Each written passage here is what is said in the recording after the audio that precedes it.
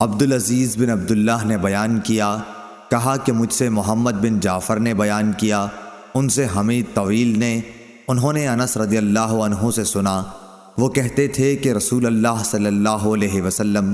کسی مہینے میں روزہ نہ رکھتے تو ایسا معلوم ہوتا کہ اب آپ صلی اللہ علیہ وسلم اس مہینے میں روزہ ہی نہیں رکھیں گے، اور اگر کسی مہینے میں روزہ رکھنا شروع کرتے تو خیال ہوتا کہ اب آپ صلی اللہ علیہ وسلم کا ایک دن بھی بغیر روزے کے نہیں رہ جائے گا، اور رات کو نماز تو ایسی پڑھتے تھے کہ تم جب چاہتے آپ صلی اللہ علیہ وسلم کو نماز پڑھتے دیکھ لیتے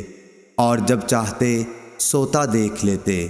محمد بن جعفر کے ساتھ اس حدیث کو سلیمان اور ابو خالد نے بھی حمید سے روایت کیا ہے۔ صحیح بخاری حدیث نمبر 1141۔